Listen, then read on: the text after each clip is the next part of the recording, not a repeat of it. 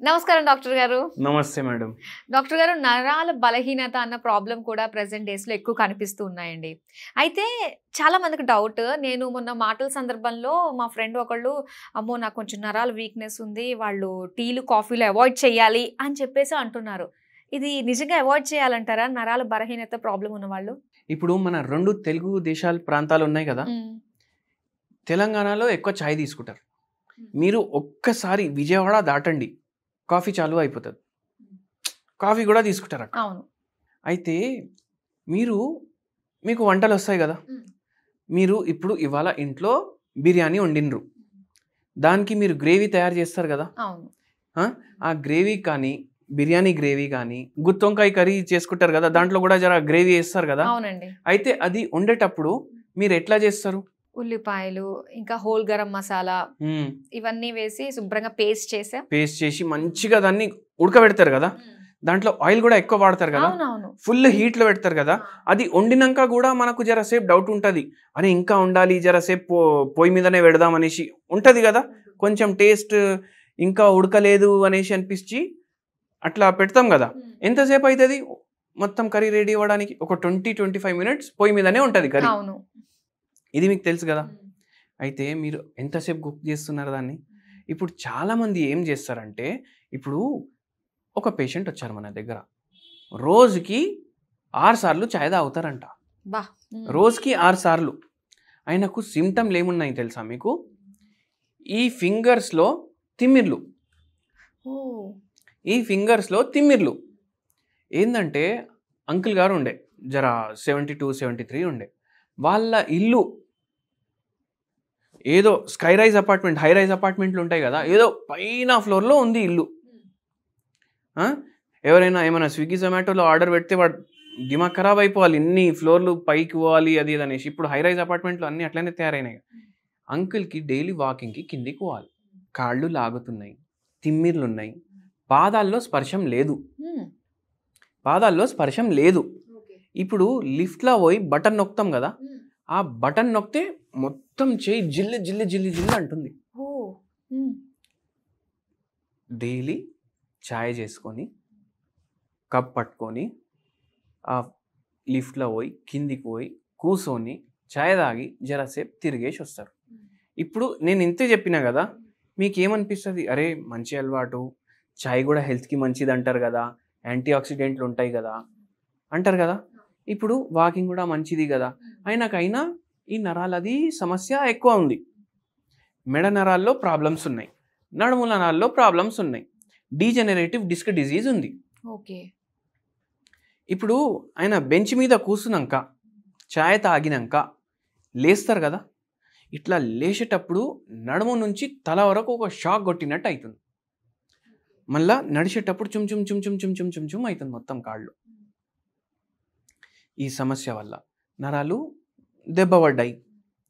అయితే ఏంటంటే, ఇప్పుడు ఈ పేషెంట్కి మనం మందులు కూడా ఇచ్చినాము, ఛాయ్ చేసే విధానం కూడా మార్చినాం.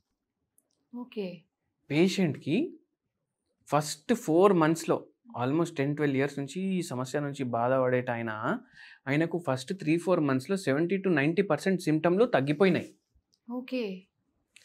మీరు ఇప్పుడు ఆ కర్రీ చెప్పిండ్రు కదా ఇట్లా వండుతారనేసి, మీరు ఒకసారి ఆలోచించండి. ఇప్పుడు మనం ఛాయ్ ఎట్లా వండుతాం నేను చెప్తాను మీకు. 1 cup వండుకోవాలి మీరు. సగం కప్పు పాలు, సగం కప్పు నీళ్లు వేసి, చాక్పత్తి, షుగర్, ఇలైచీలు, అల్లము ఇవన్నీ దంచుకొని దాంట్లో వేస్తాం. ఎందుకంటే యాంటీ ఆక్సిడెంట్లు ఉంటాయి కదా, రిచ్ ఉంటుంది, జర నరాలకు మంచిది, మళ్ళీ మోకాళ్ళకు మంచిది, షుగర్ వ్యాధికి మంచిది అని వేసుకుంటాం కదా.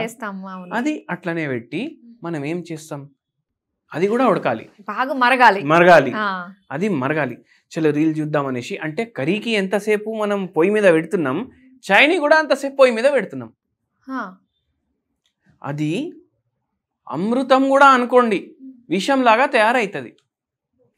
అంతసేపు మీరు దాన్ని బాయిల్ చేసి తీసుకుంటే అది అమృతం అది విషంలాగా తయారైపోతుంది. అంతసేపు చేయకూడదు అంటారా? అస్సలు చేయొద్దు. అది చేయడం వల్ల దాంట్లో ఇంకా ఆక్సిడెంట్లు పెరిగిపోతాయి, యాంటీ ఆక్సిడెంట్లు తగ్గిపోతాయి.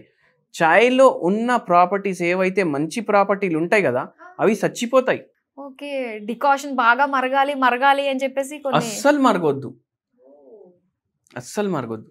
మీరు పాత సినిమాలు చూడండి, మన చిరంజీవి గారి సినిమాలు, వెంకటేష్ గారి సినిమాలు చూడండి.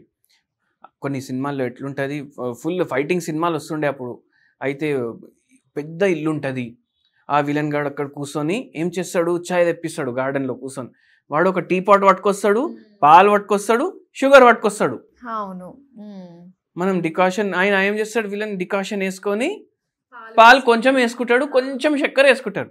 ఎవరైనా గెస్ట్ ఉంటే ఎంత కావాలరా పోయి చక్కెర అనేసి అడుగుతాడు.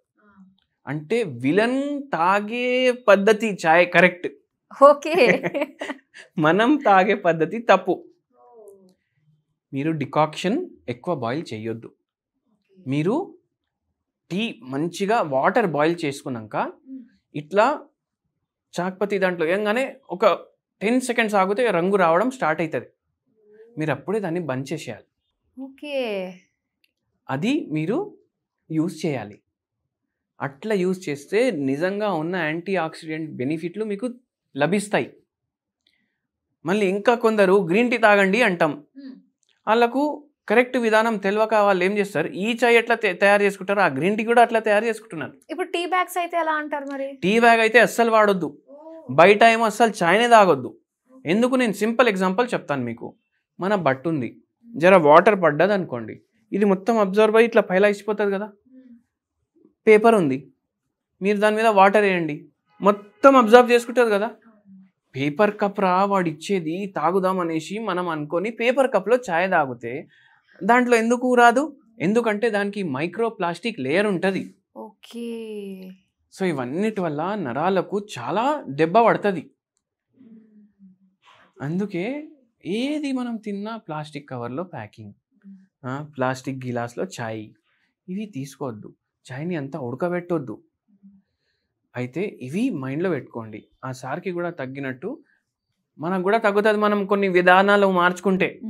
కరెక్ట్ అండి. అంటే నరాలు ఒక్కటే కాదు, మోకాలు కూడా ఖరాబ్ అవుతాయి, మీ జీర్ణ వ్యవస్థ ఖరాబ్ అవుతుంది, మీకు మలబద్ధకం వచ్చే ఛాన్సులు ఎక్కువ అవుతాయి, ఇన్ని ప్రాబ్లంలు అవుతాయి.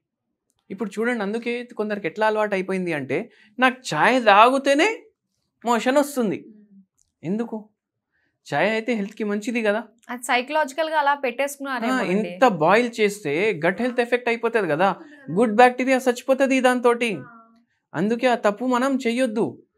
నరాల బలహీనతకి గ్రీన్ టీ చాలా మంచి రెమెడీ. గ్రీన్ టీ మీరు ఏం చేయండి అంటే, వాటర్ బాయిల్ చేయండి, గ్రీన్ టీ కొంచెం వేయండి, దాంట్లో 4 తులసి ఆకులు కూడా దంచేసి వేసేయండి, దాన్ని 2 మినిట్స్ ఇట్లా బంద్ చేయండి, లిడ్ మొత్తం దాని ప్రాపర్టీలు వస్తాయి, ఫిల్టర్ చేసుకొని తాగండి.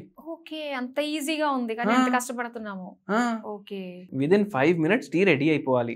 2 చెంచాలే మీరు పాలు వేసుకోండి దాంట్లో. ఇది గుర్తుపెట్టుకోండి, నరాల సమస్య అట్లా మీకు మంచిగా కూడా అవుతుంది మనం గ్రీన్ టీ వాడితే. ఓకే. ఇది నిజంగా చాలా వాల్యుబుల్ ఇన్ఫర్మేషన్ అండి, ప్రతి ఒక్కరికి రీచ్ అవ్వాలని కోరుకుంటున్నాను. టీ ఎలా పెట్టాలి అన్న మంచిగా మాకు వివరించినందుకు thank you so much doctor గారు.